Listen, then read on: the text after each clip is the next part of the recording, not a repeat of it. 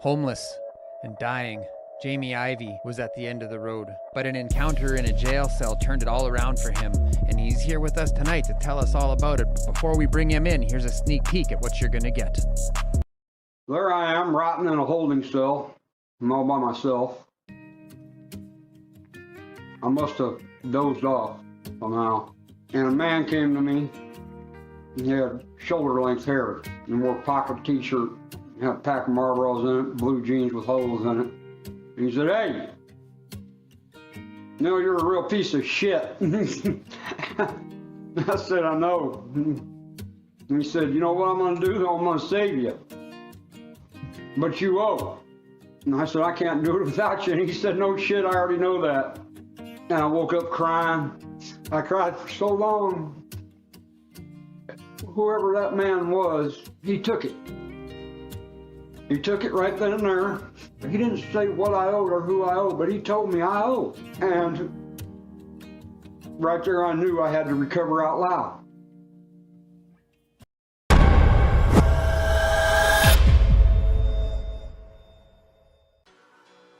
All right, what's going on, everybody?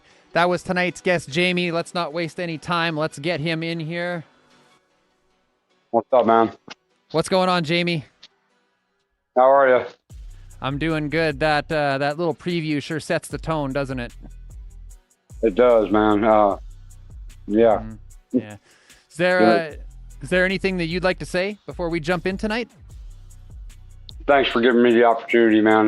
You know, when I hit you up, I didn't expect it all happened so fast. So I just want to thank you for the opportunity. As Brock's the Hard Knocks Talk guy, it's awesome. Let's go.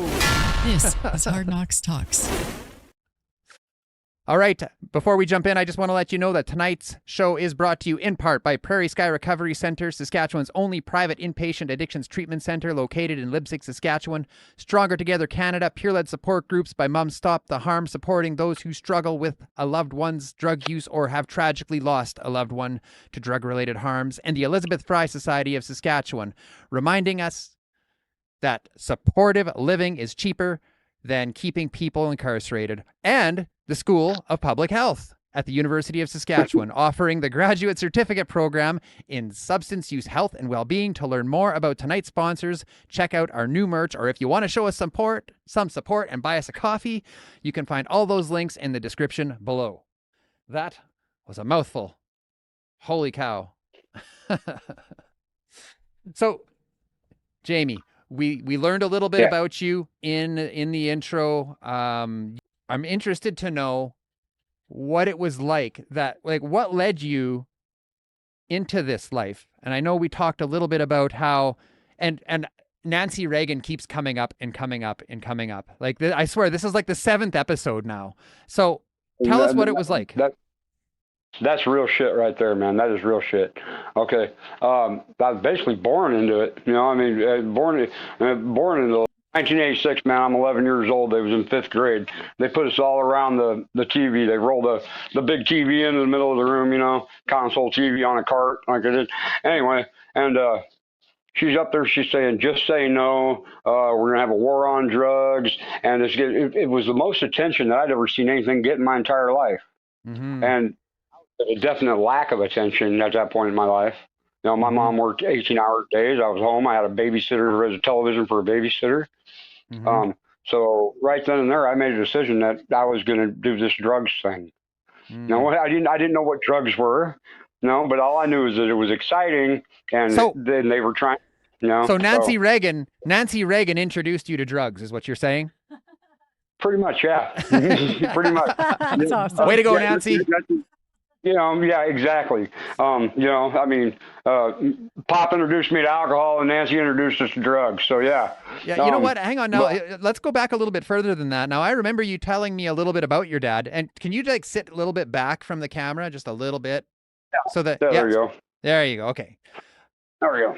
So, yeah, no, I always got reels in mind. So you have to be all in frame so I can make reels out of you.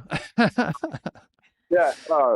My dad was in the military in Vietnam.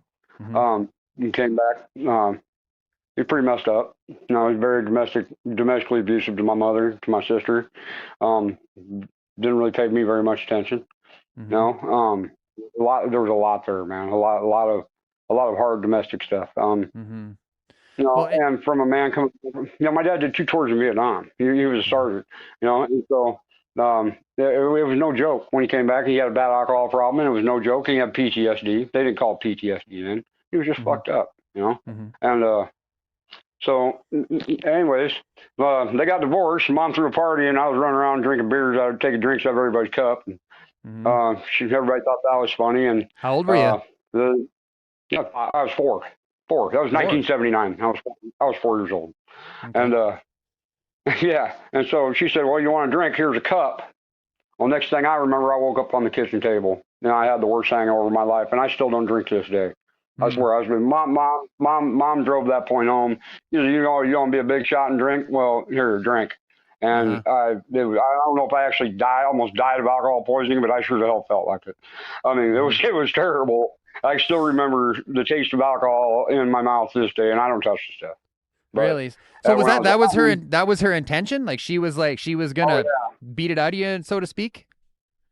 Yeah, because mom didn't drink. Mom didn't drink or do drugs. Mom worked real hard and she smoked cigarettes. But she didn't drink or do drugs. Huh. So, what was that like then when you heard this thing in school from Nancy Reagan saying basically drugs are a thing, and you're like, really? So you go out and find some. What was the first thing that you found then? Because you already didn't like alcohol, but now there's this drugs thing. What was the first thing? Well, pot, it was about, all of a sudden, and I'm running around, and my buddies, okay, so we're trying to be little homeboys, right, because we're watching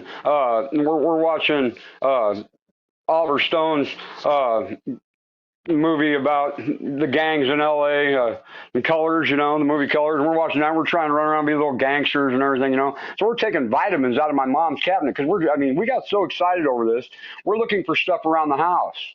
Nutmeg to smoke out of the spice cabinet, oregano. We're making up names for them. We're playing with them. We're calling them stuff like that. It's ridiculous, dude. Did you dry out the banana peels did you dry the banana peels out and smoke the banana peels? You know what? No, I didn't find about that until I was in the can. We didn't do that until I was in the can. It had gotten locked up before he started smoking that crap. Yeah. We don't do that stuff. No, just in jail. It's okay there.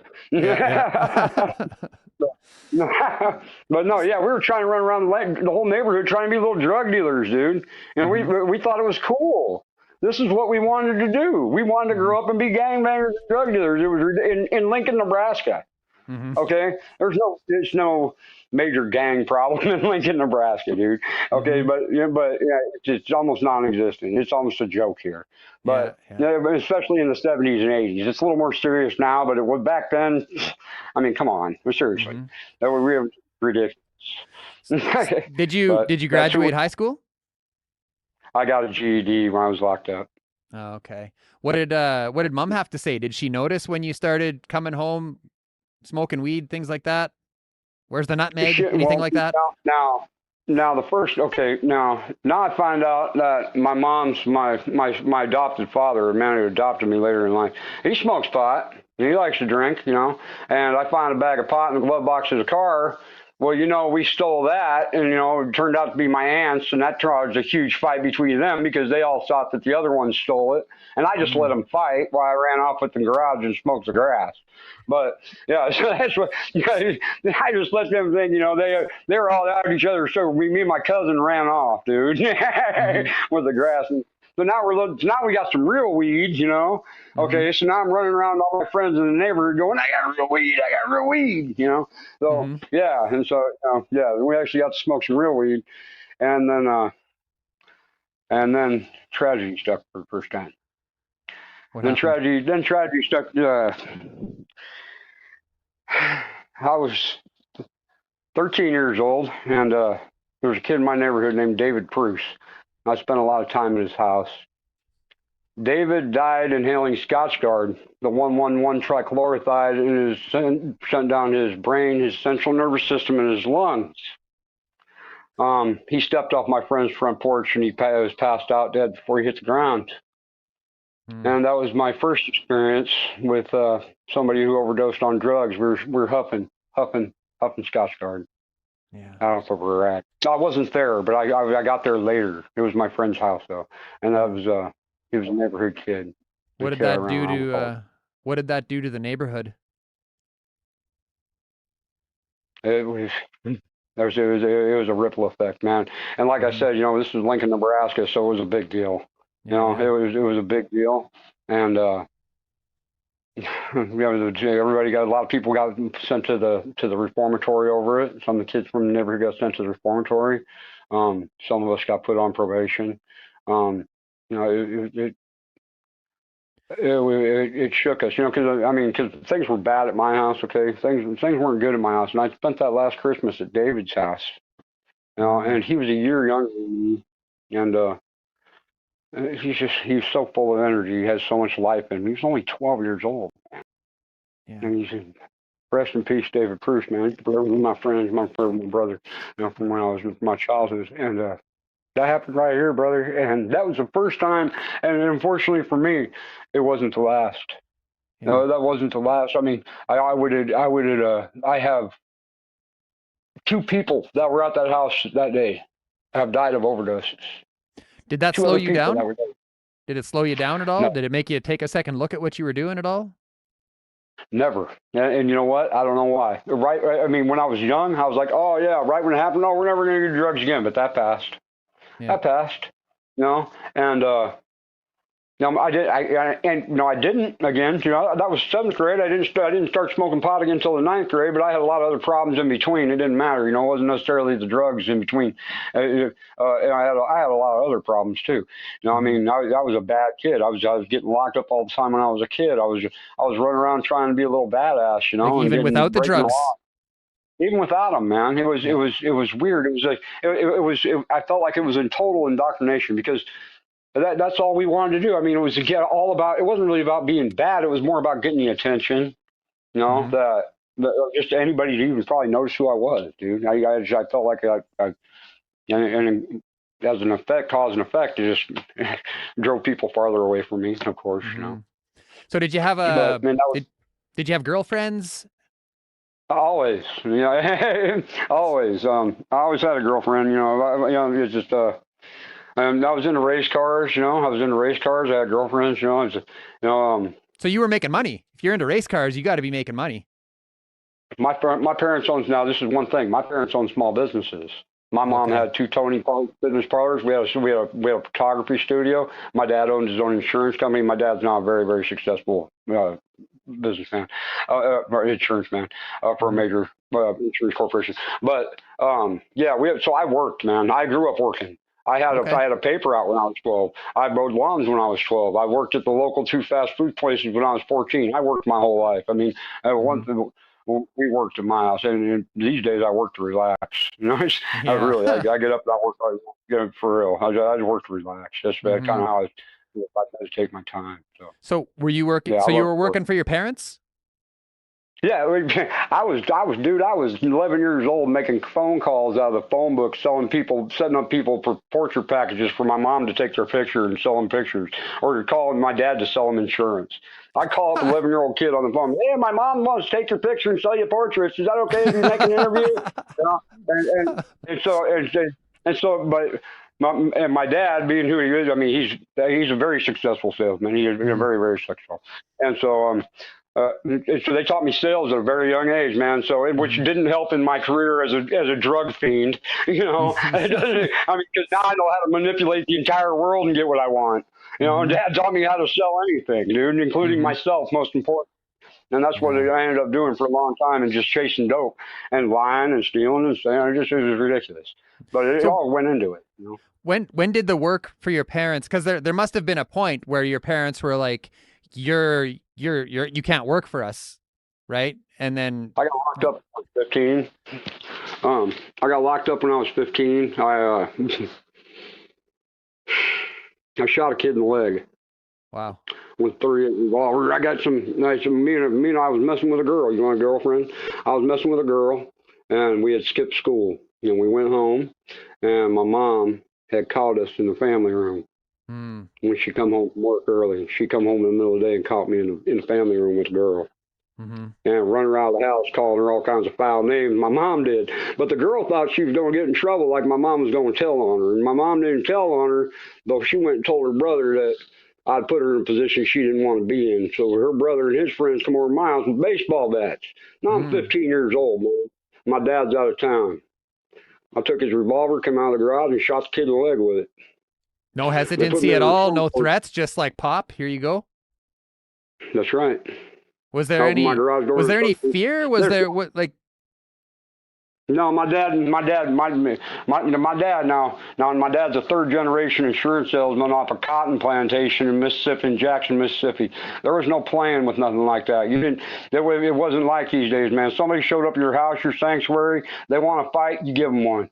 You know, they're come by someone else up with a ball bat, you kill the son of a bitch and get on down the road. Call me and I'll take care of it. That's what he told me. Wow. That's when I was taught that from a very early age. You kill the son of a bitch and give me a call and we'll handle it. That's what my dad taught me. No, it wasn't. You don't let somebody come to your home and threaten you. Yeah. You know, somebody comes to your home and threaten you, you handle that business. That's what I was taught.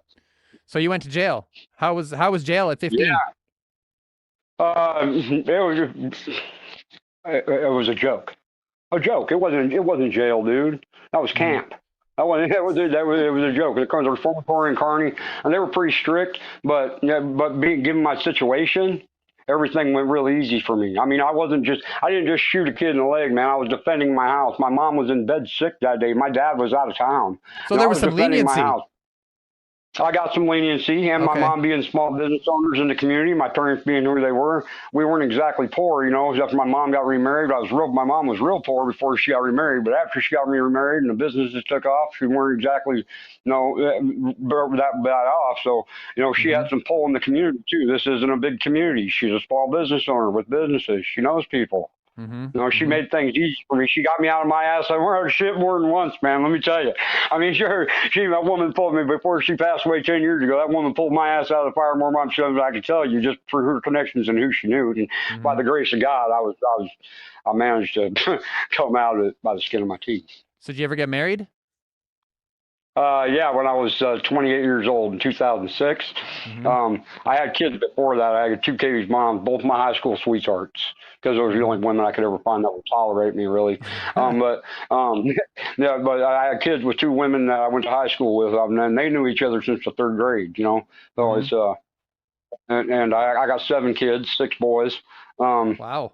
And then I got married. And I didn't have no kids with my wife, but me and my wife raised my kids together. You know, and we got both my kids' moms are amazing people. They were both amazing people, and they both tolerated way more of my shit than they ever should have. I can tell you that much.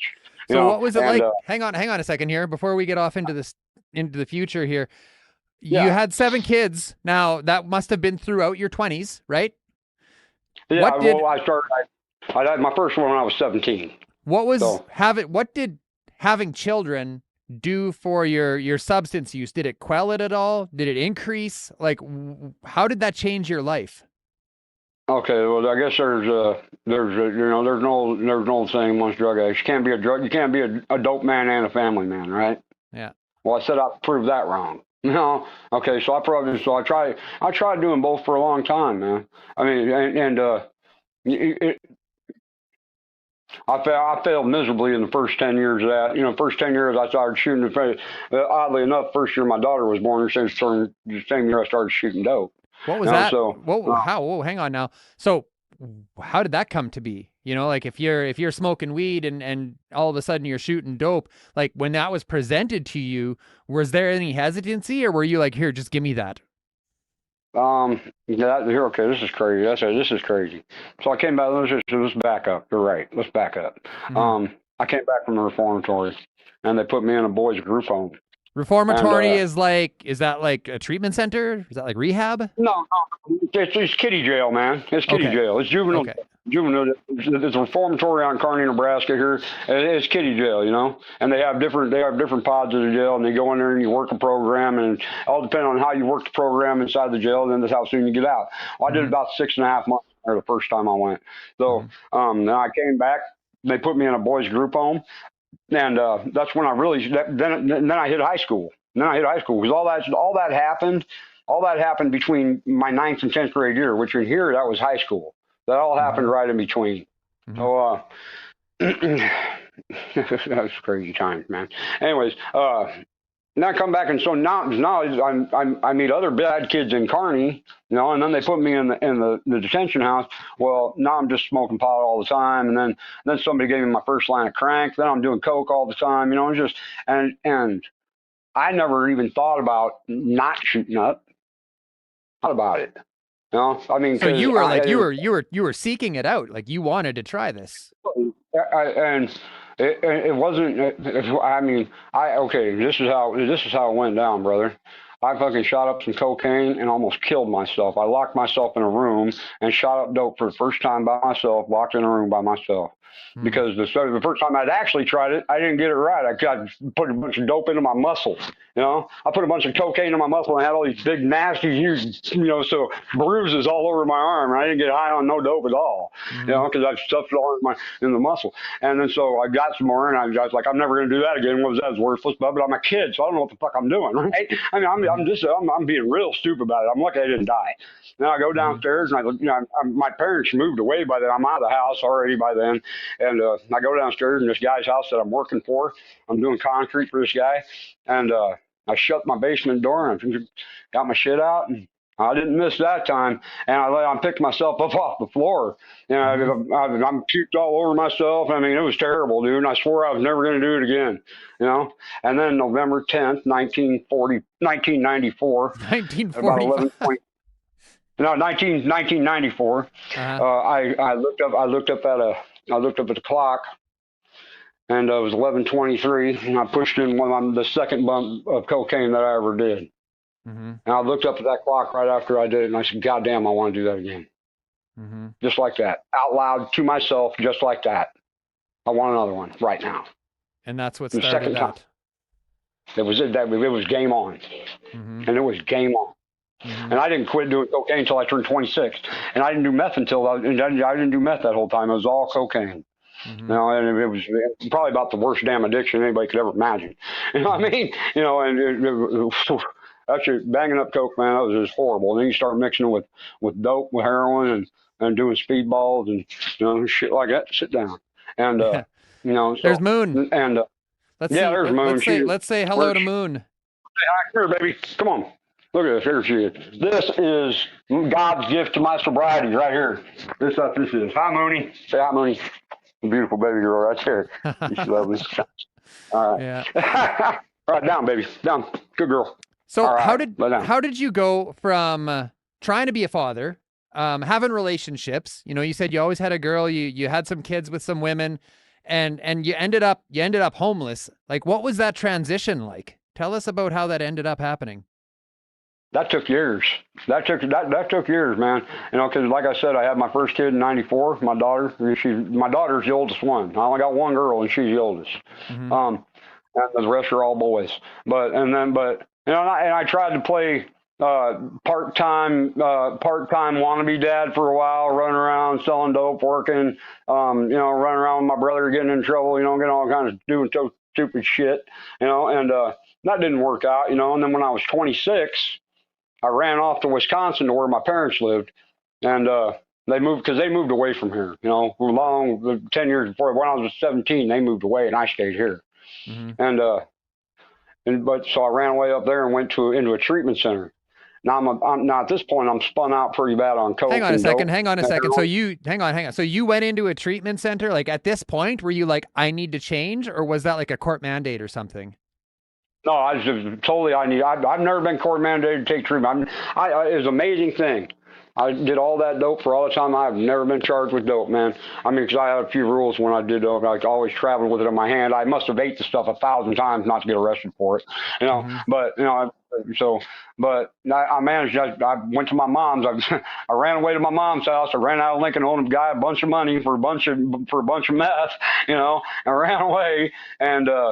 I had my mom put me in a treatment center, and she couldn't get me into any place but a heroin treatment center. Now, I'm a meth addict and a cocaine head in a heroin treatment center. Now, this is where I try heroin for the first time. In a treatment center? Treatment center, man. I'm off in the middle of the woods. There's a treatment center in Wisconsin called Tulare. And we're way back buried in the woods. And a guy that was in the treatment center actually had his plug rolling up and delivering dope to him and his pregnant girl in the treatment center. And then he turned me on to heroin for the first time. And I never really took to heroin much, you know. I mean, because just man, that's some dirty. I got enough addiction, man. I didn't need that one, you know. Seriously, but I watched these guys, and then they put me in a halfway house. I was 26, and then they put me in a halfway house in Milwaukee. All right, so I go to Milwaukee, across the lake there from Chicago, and there's a bunch of people running dope down there by the docks and stuff. And that was the first time I ever seen somebody get killed. That was the first time I ever watched somebody get killed. A guy cut a guy down with a shotgun over not very much money at all. And I ran back to Nebraska as fast as I could. I did. And I ran back to Nebraska. And I swore it off again for a minute and met my wife. And so when you swore off of it, did you go to, like, did you seek any support? Like, did you go to meetings? Did you get a counselor? Anything like that? Or did you just scared you straight? Now, well, that scared me straight for a minute, man. Let me tell you, that was enough to scare me straight for a minute. I'd never seen no shit like that before. I'd never seen it for real. I'd never seen nothing like that before. I mean, I've dealt with some pretty raunchy shit, and I've seen some guys overdose, but I've never seen nobody get cut in half. And then that happened, and that really did happen. And anyway. And so I come back to Nebraska and I met my wife, and I decided that I'm gonna fly straight for a while. And I married her in 2006, and I started coaching football. Now I'm still getting high though. Okay, I'm still getting high, but I'm only doing it once a month. You know, I send the kids away for the weekend, and me and my wife go get high because she used to get high too. You know, and so that's how we're doing it. You know, and we're getting high like once a month, and I think I'm okay now. I think everything's fine, and the heavy addiction gone, the cocaine's gone, and now I'm just doing meth like once a month on the side on the weekend, and I cut it way back, you know. And I do this for the next 7 years. Was it hard? Was that a challenge for you? Was it like every day you're like, I'm not doing it today, or was it just easy and like once a month you just did it? Kind of, but you know, I smoked a ton of pot. You know, I was smoked a ton of pot, dude. So, you know, and I was working. I had a good job. You know, I was making good money. I had a nice house. You know, I was coaching football at high school. I coached football for a number of years. Volunteered all my time in football. I really devoted my time to trying to raise my family. You know, at that point in time. And but at the same time, I was lying. No, yeah, okay, so here I am. I lied to the people about the job. If I hadn't been able to talk my way into that job, I'd have never got the job I got. I'd been never making $50,000 a year in 2006. That was good money for me. No, I'd never made that kind of money. And I'd never got on the football team coaching if they'd have checked my background, you know, because I'd been getting arrested, and I've been arrested. You know, I've been charged with 102 misdemeanors and 2 felonies over my addiction career. No, yeah. 102 misdemeanor conviction and 2 felony convictions. And so, and that was from the time I was 15 until, right up until I caught my last charge in 2021. It was 2021 would have caught my last charge after I got sober in early 2021. It was April 2021. I got a theft charge, but I'm not ready for that yet. Hold on a minute. And but I was living a lie, man. You know, I mean, everything I'd done up to that point, you know, all the good stuff that I'd built was fake. My relationships were fake. I've never really got to know anybody because I still don't know myself hardly. I'm just getting to know myself after, 30 years of shooting dope. No, I mean, then years of addiction before that, even my teenage years, I don't think I ever learned out who I really was. You know, I have no clue still who I am. I'm still, I'm 48 years old in 2 weeks. So and I don't have, I'm just. Did you, at the time you said like you everything that you had built was fake, did you have any realization at the time that like everything around you was a lie, everything was fake, everything was a facade? No, I thought, no, hell no. How could you? Because I'm building confidence, right? Because I'm building confidence. while I'm only getting high once a month, and I'm building relationship with my wife, I'm building relationship with my kids, I've got relationship back with my family, my parents and everything at the time. Everything was good. My dad, for the first time in my life, was proud of me, and willing to help me in any way that I needed help. That was amazing. That anybody was even willing to step up for me or go to bat for me was a miracle at that point in time in my life. All they wanted to do is see me grow up and be and be a parent and be an adult and raise my children. That's all anybody wanted from me at that point in time. I had people. I was the thing. I had good people in my life, and a lot of people made mistakes. Man, people just make mistakes. And everybody wants to always blame somebody else for the trauma and being a victim, and but I think it's more like parents are young when they had their kids, and they made a lot of mistakes, and people were drinking back then, and partying was widely acceptable, and whooping your kid's ass was widely acceptable, and nobody thought about it like working that. long ass hours was acceptable. Sitting in front of the TV, listening to Nancy Reagan was acceptable. Exactly, dude. God exactly. damn you, Nancy. Yeah, right. And that's the God on truth too, man. I mean, for real, it's like, you bitch. You totally put this like, and it took me a long time. Hey, man, I'm serious. I was writing my book before I even realized that everything I'd done before was a lie. I had to get sober, dude, before I even realized that those 10 years that I put in 10 years. From the age of 26 to the age of 38, I started getting fucked off there at the end. But I put in 10 years of hard work living that lie. How am I supposed to convince myself that I lived a lie? How everything that you had that was good after you came out of all that shit, but it was all bullshit. It was all bullshit because I conned my way into it. I totally conned my way in. So when did it fall apart? Like, when did you end up homeless from having everyone trust you and building these relationships and kids and work and everything, and now you're homeless, living under a bridge? Let me tell you something. When you live a lie, you're just going to catch up with you. It's going to you can't live lies and not have them catch up. And eventually, that's what happened. My lies started catching up with me. I cheated on my wife one time, and I didn't know it. I had a one-night stand, and I got the woman pregnant. Sheriff, this is really where it all started. And the sheriff pulled up outside my door with some paternity papers for something that happened 8 years ago. Apparently, I got an 8-year-old boy that I had no idea that I had. Whoa. Okay. And yeah, I know. So this, boom. Okay, there's one thing, and there's some real private stuff here that my stepdaughter was a victim at age 8 from another side of her family. I don't want to go too much into that. No need. Somebody made her a victim, and my wife's sister died of a fentanyl overdose, and her best friend, my wife's sister, and her best friend, dual suicide, fentanyl overdose. And when the lies start catching up with you, shit's gonna fall apart. And when shit falls apart, and you're been lying the whole time, you ain't gonna be able to get yourself out of it. There's no way to dig yourself out of shit with more shit. You can't dump shit on top of shit and expect it to smell like a rose. And that's just it, man. So then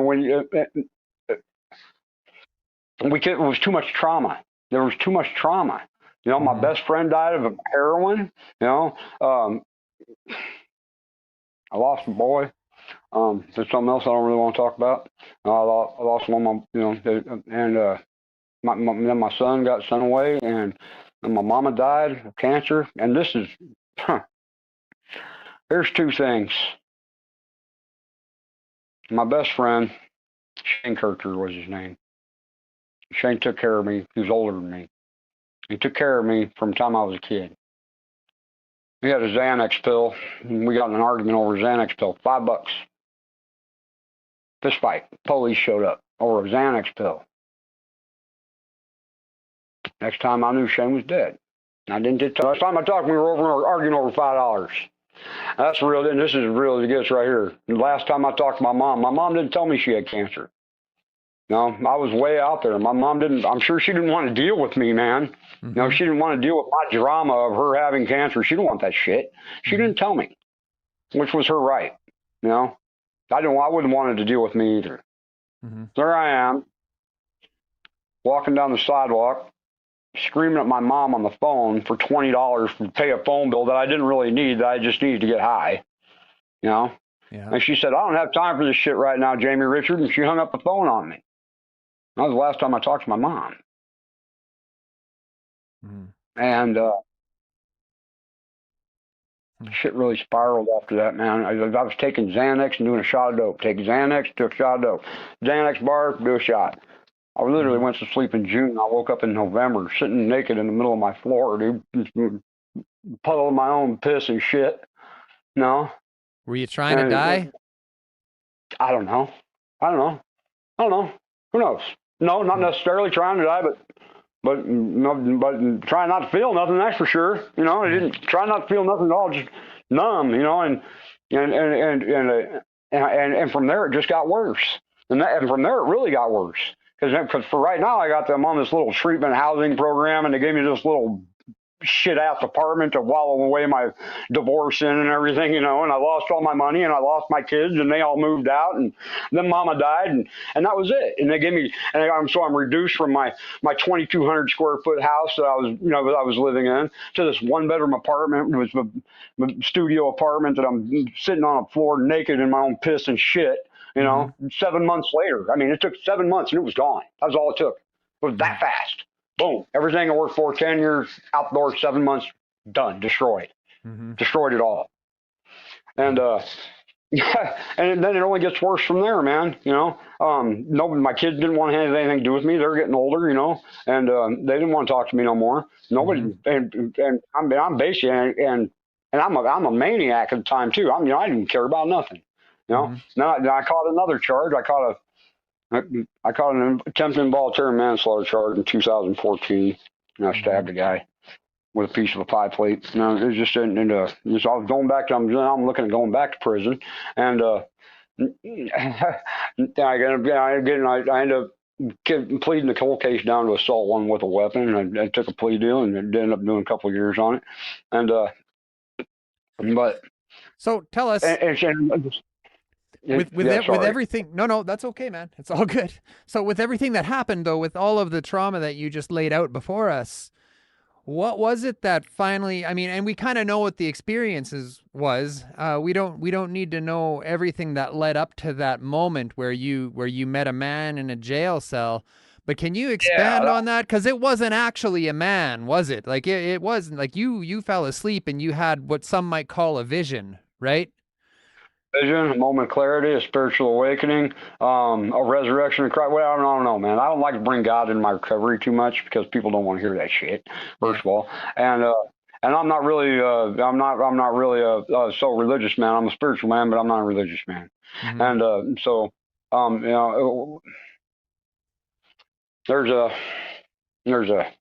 author. I was reading a book, and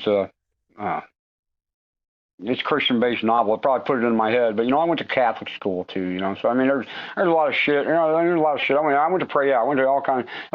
People are trying to push religion in my life, so I'm not really religious, but I already have. I don't know. Fuck. I don't know about this. I don't know about this. I don't know. I don't know either, man. I don't know either. Yeah. I don't fucking know about the whole Donna, thing, do you dude. know? You know what? Donna doesn't know either. He woke me up this morning. I know that. Something woke me up this morning. I'm grateful to be alive. I'm grateful to have clean clothes. I'm grateful to be around people that love me, you know, and something, you know, and I'm grateful to get to be able to know myself a little bit. And I know I'm grateful for that. And, recovering out loud, man, you know, and I didn't want to share my testimonial for so long. Yeah. Was that shame? I'm scared. What are you scared of? Scared. Maybe nobody will understand. Maybe nobody will like me. Maybe nobody will give a shit. You know, what if really nobody ever really gave a shit to begin with? Maybe they don't want. Maybe they won't. You know, does it matter to me whether or not they really give a shit? No, I guess it does. No, I guess it does matter to me if people really actually care. You know, I mean, because everybody always pretends like they do. It seems like. And the whole time I was homeless, I wasn't fucking up. It was a conscious decision. Just like anything else I've ever done. I don't have no excuse for anything I've ever done because it was a conscious decision. Therefore, I don't say I'm sorry very much. No, because I'm I not really sorry. Because God damn it, I meant shit when I did it, and I didn't, and I, I love and that, it's man. hard for Like me. that level of honesty you just displayed there about like that. I love that's beautiful. That's beautiful. And you didn't end up here by accident, my friend. No. So, um, I want to know more about what it was like when you had that vision and you woke up and you cried and you cried and you knew and you had this realization that you had to recover out loud. What was the first step you took towards that? The first step I took towards that, it was in jail, man. Okay, so first thing I did, okay, so I did the first thing everybody probably would have thought of. Oh my God, Jesus Christ visited me in my cell. I'm going to get a Bible and read it. Okay.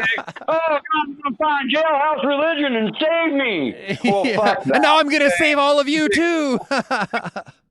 Exactly. Okay. Yeah. Exactly. So that's exactly what happened at first. Okay. Yeah. I'm gonna do it. So, yeah. Exactly. So but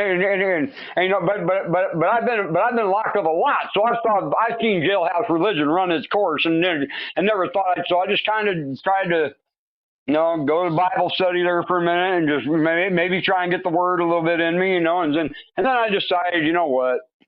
This indoctrination shit is for some birds, dude. I mean, I've already done all this. I was confirmed in the 3rd grade. I went to Catholic school. I already know this shit.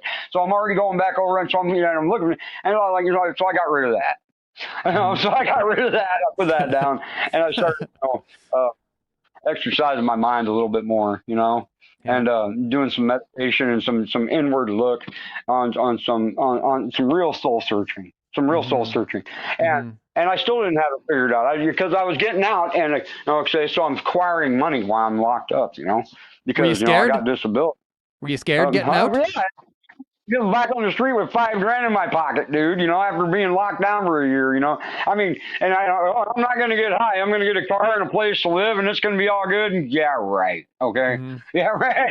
It was like, I hit the ground with the street with $5,000 in my pocket and it wasn't, okay, first of all, I went down to the river. And I decided I was going to chill with some native buddies of mine, man. These good people that I've known my whole life, dude.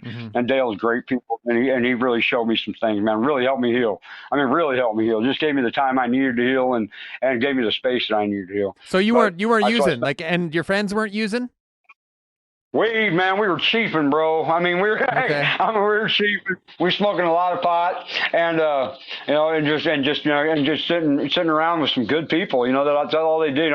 People work hard and they smoke some weed, and it's just good people. And we didn't have the influence of hard chemical drugs in their life.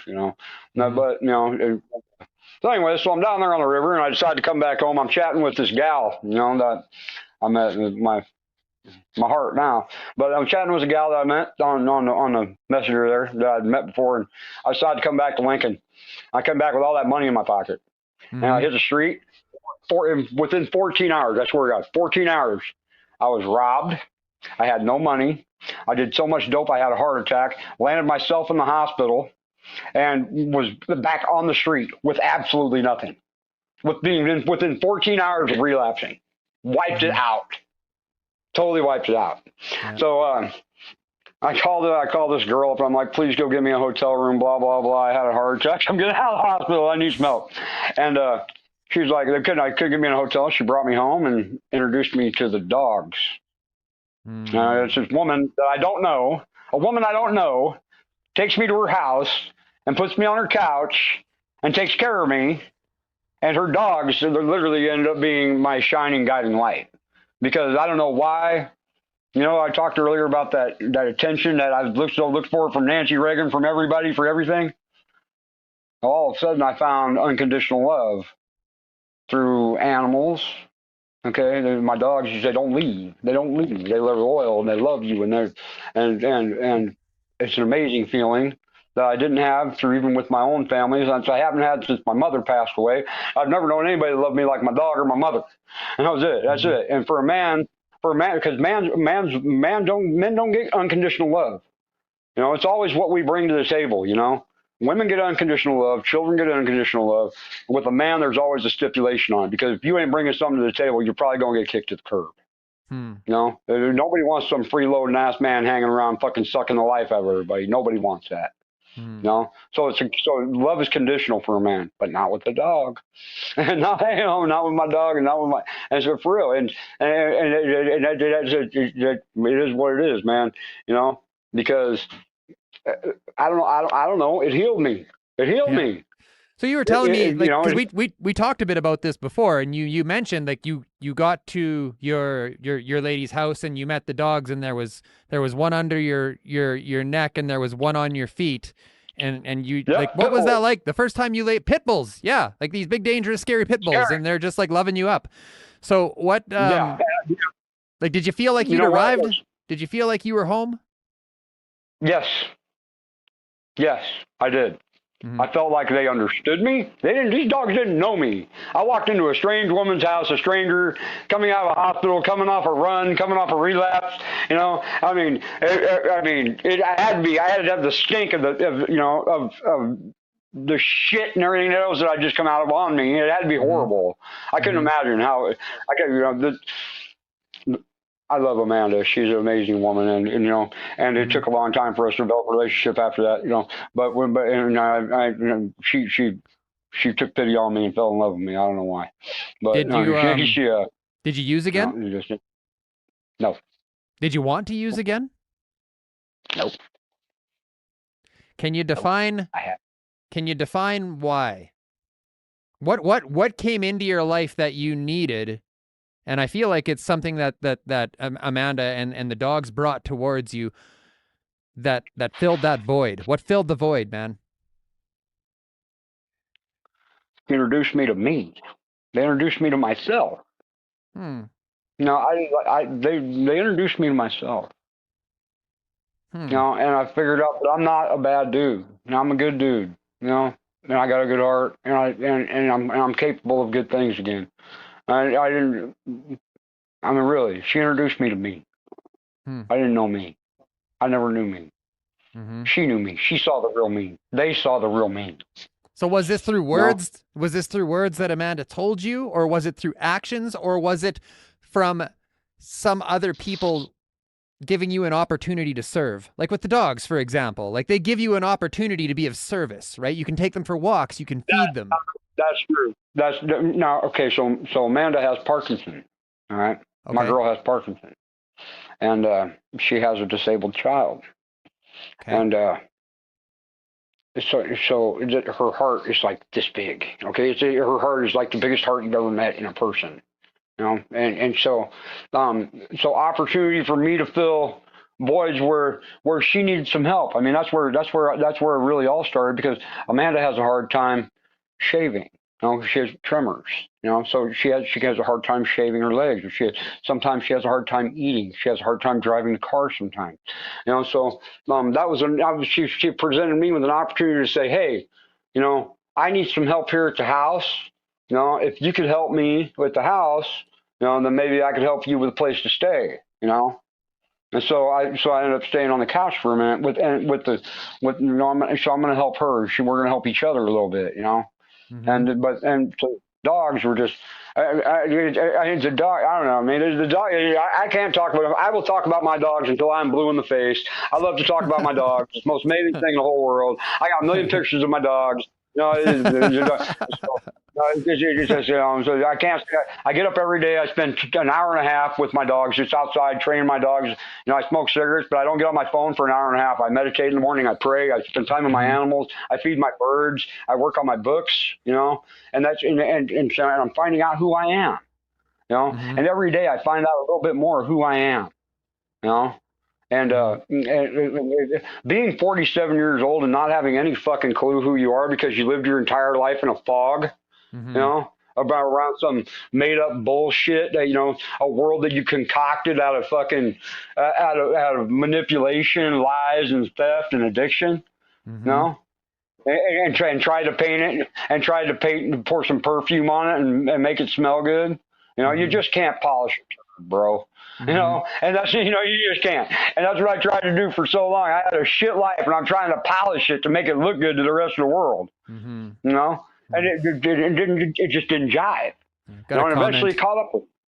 Got a comment coming in here. I wanna have a look at from our friend Onyx. Onyx, nice to see you this evening. Thank you for joining us. Onyx says, just my opinion. Religion is for people who are afraid of going to quote unquote hell. Spirituality is for the people who have already been there. You buy into that, Well Jamie? put. I like that. Well said. I like that a lot. That's very well said. No, yeah, you can't threaten an addict with hell, dude. There's no way. there's no way. Amen, brother. Man, I just love your grasp on the English language, man. You've dropped some real gems tonight, I'll tell you. Yes. Yeah, this has been absolutely fantastic. And I just want to point out, Jamie, that, and this is backtracking slightly here, but there was a number of comments that said, we give a shit. And we do. You're an amazing, amazing human being, Jamie, and I'm so grateful that you're able to join us tonight and share your story and your journey with us. And, we care. We do. I hope so, man. You know what? I hope you know what else? I care. You're not the only ones care. I care too, man. And we're going to heal out loud, and we're going to recover, and we're going to spread the word, and we're going to bring as many people back as we can. As many people. That's what I want to do. I want me. I don't know how I'm going to do it yet or what I'm going to do, but that's how I'm going to pay back what I owe. So I'm going to bring as many people back. Not quite done with you yet. I got a few more things I want to talk about here. When you came out of your, I'm just going to call it a vision. When you were in the jail cell, you saw the guy. When you came out of that and you started crying, were those tears of relief, or were those tears of shame? I think it was tears of frustration and anxiety being released. Now, honestly, because I never felt like things were going to be okay before. That was the first time I thought things might be okay. When I stopped crying finally and I wiped it, and I'm soaked, man. I mean, I'm in a puddle, literally. I mean, snot running down my fucking face and everything. And I'm like, but when I finally managed to pick myself up and stand off and wash some water on my face and look myself in the mirror, I went, okay. Yeah. And that was it. And that was it. And I went, okay. And that was it. So the second question I got here is, now that you sort of went all Bible banger there for a minute, and then you stepped away from that, right? Looking back now, because I mean, I know we talked a little bit before, and I know you don't like to bring, religion into your conversation, but I'm going to just do it anyways. I mean, you said maybe it was Jesus. You said maybe it was Jesus. Do you still think that maybe it was Jesus, or have you gone past that? I have a very, very, very good friend, Native American gentleman, that was just sitting here in my living room the other day having coffee with me in the music room.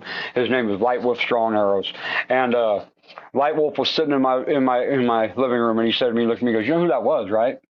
And I said, "I'm trying to figure it out. I still haven't figured it out." He's like, "It was you. You were talking to you, man." I said, and you know what? He might have been right. No, he might have been right. That made a lot of sense to me. He said, "You were trying to wake you up. Now get up, man." Because you finally get sick and tired of your own bullshit.